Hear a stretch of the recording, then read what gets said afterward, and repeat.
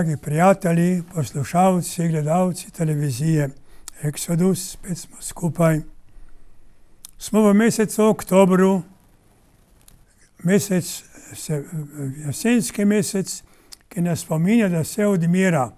Narava odmira, tudi mi smo na poti odmiranja in vemo, da je praznik vseh svetih, pa spomin vernih duš.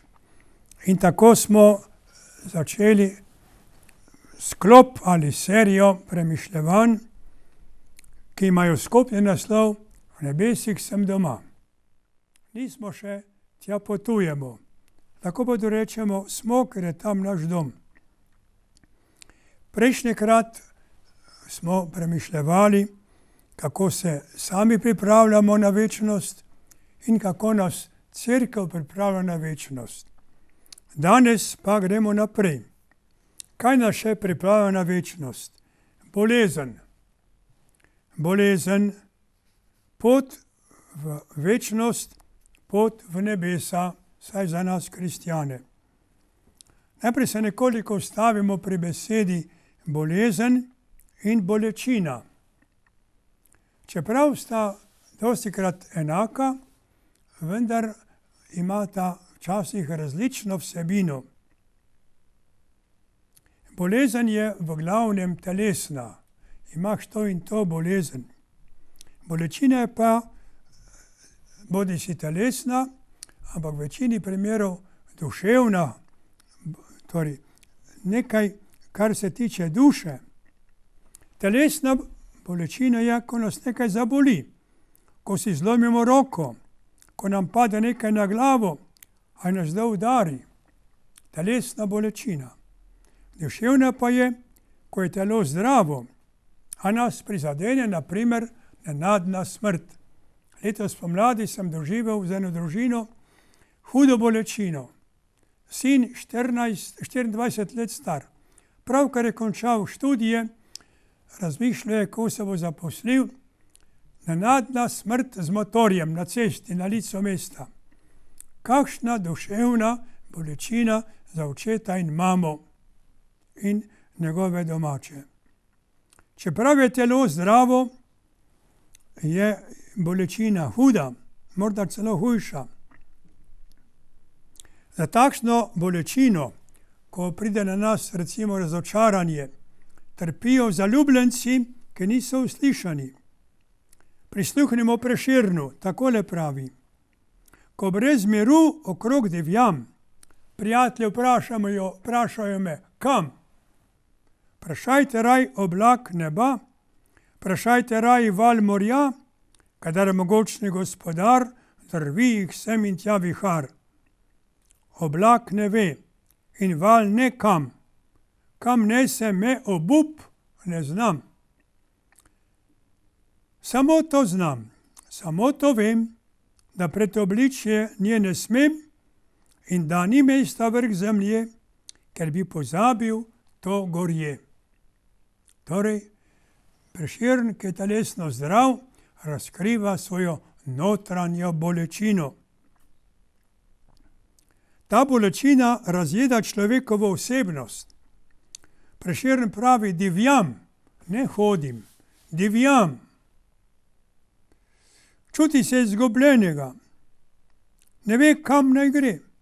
Ni mesta vrh zemlje, ker bi pozabil to gorje. Gorje človeka razjeda. Tako imamo tudi v psalmih dostikrat besedo psalmista, ki se mu zdi, da Bog ne dela prav, ko dopušča. Pravični trpi krivico. Brezbožnežu pa gre vse lepo gladko, ko po loju. To je bolečina. Tudi Jezus na Olski gori, ko še se ni začelo trpljenje, ga pa muči bolečina. Ali pa vzemimo Jezusove blagre. Blagor ubogim v duhu. Ubog biti je dostikrat bolečina. Ali pa blagor žalostnim. Beseda pove, žalost je bolečina. Blagor lačnim in žejnim pravice, bolečina. Blagor preganjanim, bolečina.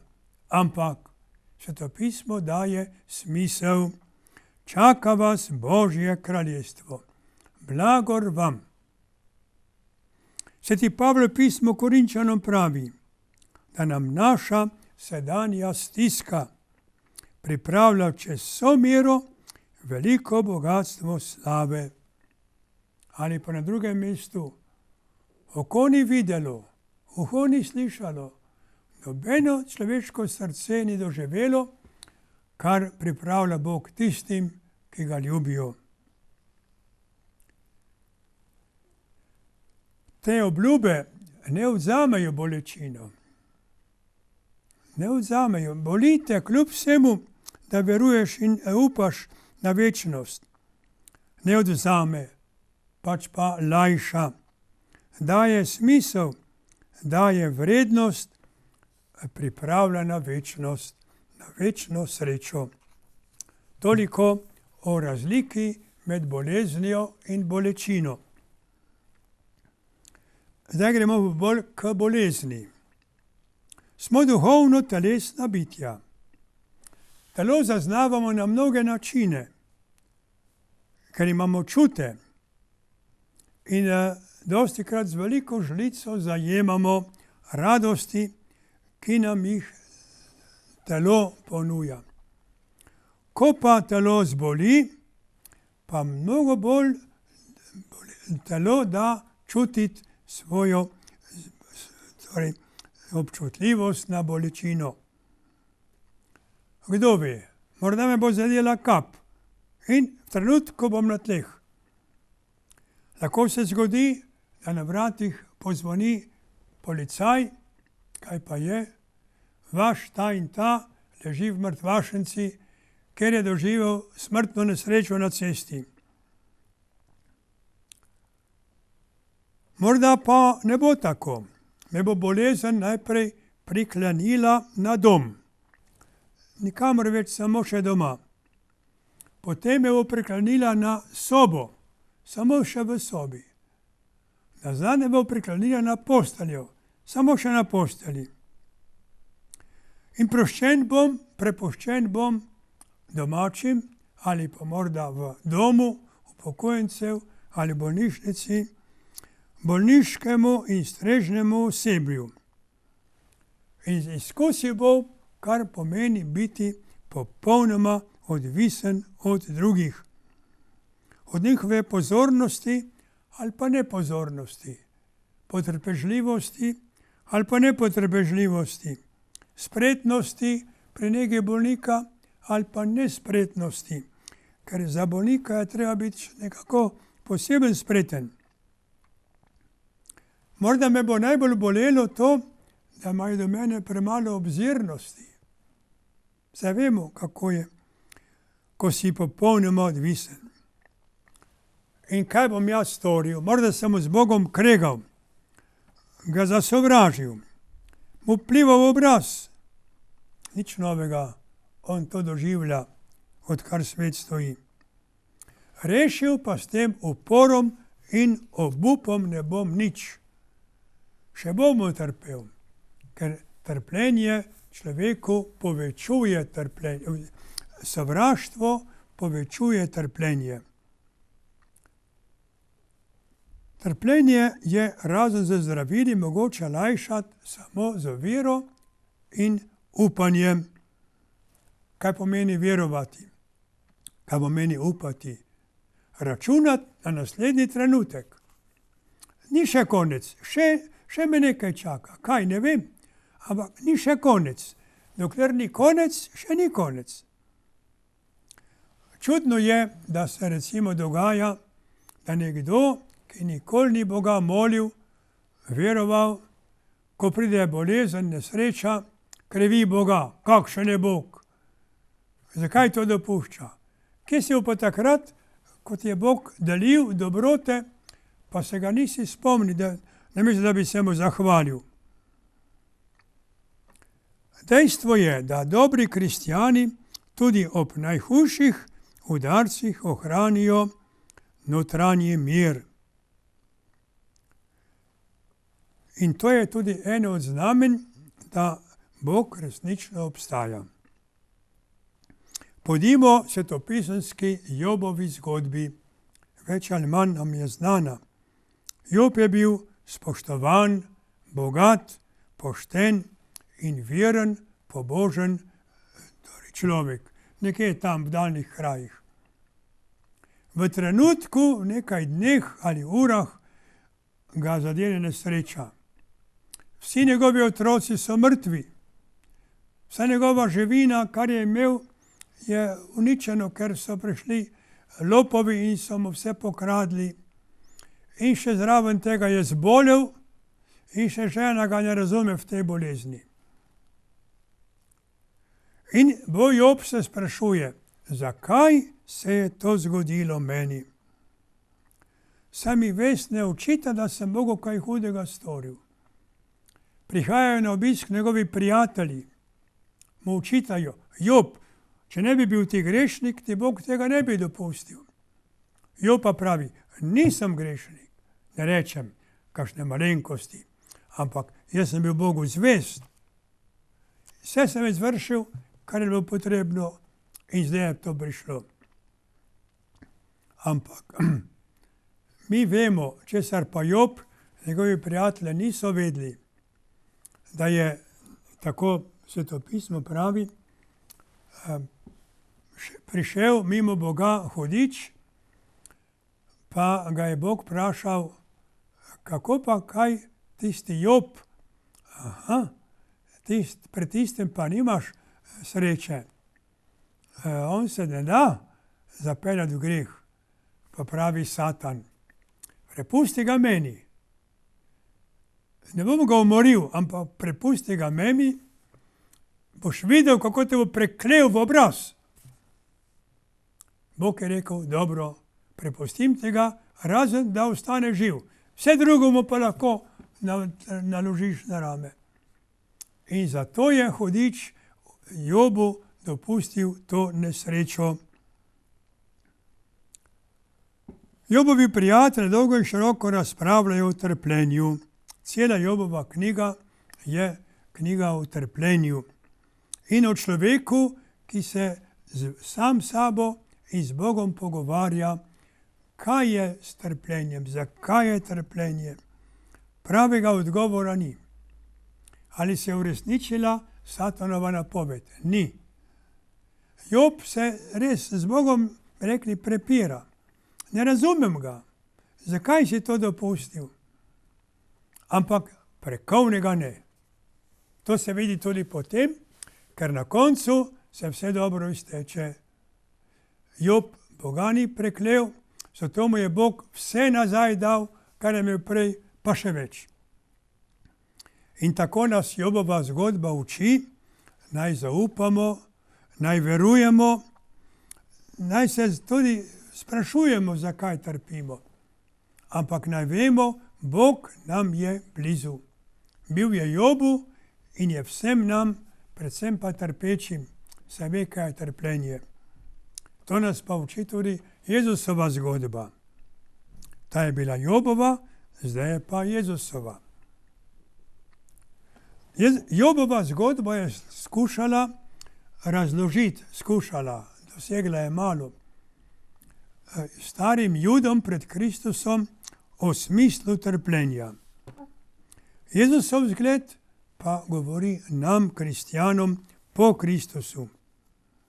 In tako, če me ponižuje zavest, ko sem bolan, da sem prepuščen drugim, se spomnim, kako je bil pa Jezus prepuščen drugim, pa ne bolniškemu osebju ali strežnikom v nekem domu ali pa doma, našim domačim. Komu? Prepuščen je bil na milost in na milost najprej vojakom, potem sodnikom, pa velikemu zboru in popolnoma se je prepustil, da so z njim počeli, kar so hoteli. In tudi so počeli. In če je Jezus to predstavil, je lahko nam zgled, če si tudi ti prepuščen ali če boš, ko boš bolan, zaupaj. Nisi sam, ki si prepuščen, jaz sem bil prepuščen bolj kot ti. Vzdržal sem, potrpel sem, potrpi, zaupaj, čakate vstajenje in večno življenje. Čeprav je zaklical na križu, oče, zakaj si me zapustil, saj ga ni, to je samo krik stiske. Ker če bi ga, ne bi na koncu rekel, oče, tvoja roka izročam svojo dušo. Ni ga zapustil, je pa molil molitev, v kateri je tudi to besedilo. In če se mi znamo tako prepustiti, potem smo dozoreli v sebi za Boga. Tudi izkustvo nas uči, naj v bolečini ne gledamo le zlo, ampak tudi nekaj dobrega. V njej je seme za našo rast. Novorojenček mora zajokati, ko pride na svet. Če ne zajoka, ga malo mahnejo. Zajokati moraš. Zakaj? Zato, ker se mu takrat odprejo pljuča. Do takrat je dihal skupaj z mamo. Mama več ne diha za tebe. Sam moraš dihati. Aha, zdaj pa vemo, da si živ. Dokler ne začne dihati, ni živ. Dihanje pa mu omogoči jok. Torej, takrat začnejo njegova pljuča delovati. Ko spet joka, zakaj joka? Mama, mleka! In ga dobi in je tiho. Prerez popkovine pomeni odločitev k osamosvojitvi. Tako vsaka bolečina ima svoj razlog. Ima. Dostikrat ne razumemo, ampak ne smemo videti v trpljenju, bolečini nesmisla, ampak smisel. Priložnost, da se poglobimo vase. Marsikdo je rekel, bolezen me je naučila razmišljati. Poglejmo še kakšno izkustvo. V neki bolniški kapeli so imeli zvezek, v katerega so bolniki, ki so prišli k maši, zapisovali prošnje, ki naj bi se brale potem pri maši. Poleg onih, ki so redne, te dodatne. Večinoma so bile seveda za zdravje, jasno. Če si v bolnici, bi rad bil zdrav. Tudi Jezus je ozdravljal. Zdravje je vrednota. Ampak so se našle tudi takšne besede. Naprimer, Bog, hvala ti za bolezen, darujem jo za nove duhovniške poklice. Ali pa, hvala, da sem bolan, da sem se po tolikih letih spet spovedal. Ali pa, z možem sva zapustila Boga in tudi drugega. Prišla je nesreča, vrnila se nam je ljubezen in od zdaj se ljubiva bolj kot prej. To je primer. Mož v bolnici leži, žena se razmišlja, vse stvar narazen, ampak kljub temu bi ga šla obiskati. In ga obišče, njuna ljubezen je močnejša od takrat, kot je bila prej. To ni vedno tako, ampak so primeri, ki povejo, bolezen ima smisel, samo če ga najdeš. Zdravnica dr. Metka Klevišar. Poznamo jo bralci družine, ker notri odgovarja v vsaki številki neko svoje doživetje. Leta 1995 jo je revija Jana izbrala za Slovenko leta. In takrat je za Mariborski večer povedala tole. Trpljenje ne bi poveličevala, če le mogoče treba trpljenje odstraniti. Res pa je nekaj drugega. Na bolezen treba gledati tudi kot priložnost. Aha, ljubezen je priložnost. Čeprav mora to vsak sam spoznati. Ne moreš reči nekomu, zate je bolezen šansa. Človek mora to sam spoznati. Dejansko pa sem pri svojem delu srečala mnogo ljudi, ki so rekli, zdaj vem, kaj je življenje. Ali pa, ob bolezni smo se v družini spet povezali med seboj. Za celovško nedeljo pa je tako napisala. Na pogled življenja in smrti ima vpliv tudi religiozna komponenta, ki nam v najtežjih trenutkih vliva upanje. Vera nam vliva upanje. Za mene veliko pomeni prepričanje, da nekoč mora biti dobro, mora biti, kljub trpljenju, kljub smrti, kljub vsemu zlu na svetu. Nisem samo jaz in bolnik, to je še nekdo z veliko začetnico, ki drži vse v svojih rokah. Za človeka, ki ne veruje v Boga, je bolezen nerešljiva uganka. Ni rešitve, ni izhoda. Bori se, kolikor more, ampak na koncu bo umagal in priznal, da je umagal. Brez upa zmage. Kristjan pa ve, da borba ni brez upa zmage. V očeh vernega človeka ni bolezen vrednota sama v sebi. Ne, sama v sebi ne. Karkoli more storiti, stori, da bi se rešil. Ko pa več ni mogoče, sprejme kot božji izziv. Božjo ponudbo, ki mu reče, spremeni bolezen v dobiček. Lahko se vpraša, zakaj se ravno meni to zgodilo? Odgovor, Bog že ve. In ni važno, zakaj je ravno tebi, ampak vprašaj se, kaj naj jaz zdaj storim, ko se mi je to zgodilo? Kaj mi hoče Bog povedati? In če boš razmišljal, ti bo Bog razkril. Kot je na primer razkril psalmistu, ki je napisal, Gospod je moj pastir, nič me ne manjka. Na zeležnih pašnikih mi daje ležišča, ko dam počitka me vodi. Moj dušo poživlja, vodi me po pravih potih zaradi svojega imena. To je, ko si zdrav. Kaj pa, ko nisi? Tudi če bi hodil po globeli smrtne sence, ne bojim se hudega, ker si ti z menoj. Torej, ne bom zdrav, ne bom bolan, Bog je z mano. Kaj češ več? In ker je z tabo zdaj, bo tudi v večnosti. Lahko gledamo še na odrešenski pogled. To pomeni ne samo na sebe, ampak na človeštvo kot celoto. V bolezni imamo priložnost, da svojim trpljenjem dopolnjujemo, kako pravi sveti Pavel, dopolnjujemo, kar manjka Kristusovim bridkosti. To pomeni, Kristus nas vabi. Jaz sem postal človek, da bi lahko človeški rod odrešil. Ampak želim sodelavce, ne ker jih potrebujem, jaz lahko tudi sam, saj ena sama kapljica lahko cel svet opere. Ampak Jezus želi solidarnosti, želi, da bi skupno sodelovali. Zato je lahko umiranje boleče, ampak je rodovitno.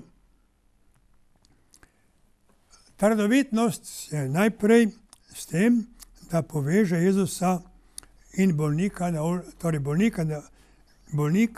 in Jezusa na Olski gori. Kot je rekel Jezus, Oče, če je mogoče, da gre ta kelih mimo mene, vendar zgodi se tvoja volja. In ko je čutil, da bo trpel, je rekel, oziroma pravi evangelist, potem je pa še bolj goreče molil. Kdor se zna v trpljenju povezati s trpečim Jezusom, lahko doseže mnogo več, kot bi z mnogimi dobrimi deli, ki bi jih storil, ko bi bil zdrav. Molitev z Jezusom prinaša tri darove. Prvi je, človek čuti, da ni sam, da je Bog z njim. Drugi je, ne razumem molitve bolezni, ampak Bog jo razume. Bog jo je premislil, predem je poslal. Tretje, v molitvi dobivaš moč, da prenašaš tegobe, ki so s trpljenjem povezane. Povezava bolnika s trpečim Jezusom ni enosmerna. Pretaka se od Jezusa k bolniku. Kolikokrat smo že slišali besede, obupala bi, če ne bi imel vere ali če mi ne bi Bog pomagal. Bog križ naloži, a ga pomaga nositi. Tako lahko pravi sveti Pavel, ki je tudi trpel. Kakor namreč Kristusovo trpljenje za nas presega vse meje, torej je hudo trpel, tako prekipeva v Kristusu tudi naša tolažba. Torej, s Kristusom trpiš, ampak si tudi z njim potolažen. In pismo Kološanom Pavel pravi, veselim se, ko trpim za vas. Zakaj se veselim? Ker ve, da bo njegovo trpljenje tem ljudem, njegovim prijateljem, v zveličanje, v blagoslov. Ko je človek storil vse, kar je mogel, pa bolezni ni premagal, torej, kar je mogel, da si je pomagal z naravnimi sredstvi, z zdravili in nadnaravnimi, z vero in molitvijo, pa se bolezni ni rešil, je lahko kljub temu v globini duše vesel, ker je vesel, da se nad njim izpolni Božja volja. Več kot to pa živeti ne moreš. Na meni se je izpolnila Božja volja.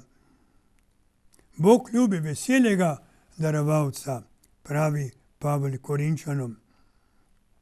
Prvi papež, kdo je to? Peter apostol, spodbuja kristjane takole. Bodite veseli, čeprav morate zdaj nekaj časa trpeti v raznih preizkušnjah, da bo preizkušnja vaše vere veljala več kot zlato, ko se bo razodel Jezus Kristus. Torej, sveti Peter pravi, zaupajte, veselite se na tem, kar vas čaka. To veselje lahko bolnik poveča s prepričevanjem samega sebe, da mu je kljub vsemu lepo. Na nekem misijonu sem spoznal bolnico, ki je bila na vozičku. Na mene je, ko smo se zunaj pred cerkvijo srečali, naredila vtis s svojim veselim obrazom, razpoloženjem, sproščena je bila, kakor da uživa. Pa sem jo vprašal, odkot jemljete, gospa, to veselje pa sproščenost? Pa je rekla takole, že davno je, kar mi je nekaj duhovnik svetoval, kadar ti je hudo, dvigni glavo, zapoj pesem in reci, gremo naprej. Glavo po konci, gremo naprej. In to delam, kadar mi je hudo, glavo po konci, gremo naprej. To traja že skoraj 30 let. S pokonci glavo. Vprašanje trpljenja ni uspelo rešiti nikomur. Nevernim, nevernim do celoti. Predvsem pa ne, če se kdo hotel lotiti z silo, z uporom proti Bogu, zanikanjem Boga. Kolikor je na zemlji vprašanje bolezni, bolečin rešljivo, ga na naravnem področju rešuje medicina, kolikor pač je. V nadnaravnem pa vera, upanje in ljubezen. To troje. Če so največje vrednote našega življenja zdravje, sreča, uspehi, užitki, je bolezen za človeka največja, velika izguba, največja pa, ko pride smrt. Če pa so najvišje dobro vrednote našega življenja, izpolniti Božjo voljo, hoditi za Kristusom, takrat pa lahko postane bolezen velik dobiček. Velika vrednota, ki se bo v večnosti spremenila v največjo srečo. Če ima smisel življenje, ga ima, jasno. Ga ima tudi trpljenje, ker je trpljenje del življenja. Nekomu več, nekomu manj, ampak je. In končamo to premišljevanje z kitico iz pesmi, ki jo vsi poznamo. O križ na smrtni postelji, prijatelj naš edini. Kdo nam je prijatelj, ki nam lahko nekaj dobrega naredi? Križ, ki mi da moč in tolažbo. In ko umrem, na grobu pot nam kažeš ti, k nebeški domovini. Križ na grobu kaže, v nebesih sem doma. Tu je moje truplo. Truplo pa ni oseba. Oseba sem jaz, ki sem v nebesih doma. Tam zgoraj, kamor mi kaže križ. O, sveti križ, življenja luč. Ko živim, si mi luč. O, sveti križ, nebeški ključ, ko umrem, mi odpreš nebesa. Dragi prijatelji, enkrat boste umrli, ne vem kdaj. Kako bo z vašimi bolečinami, boleznimi, tudi ne vem. Ne vem. Ampak želim vam, privoščim vam, naj vam bo sveti križ življenja luč, naj nam bo, da vam bo, ko pride čas, nebeški ključ. Hvala.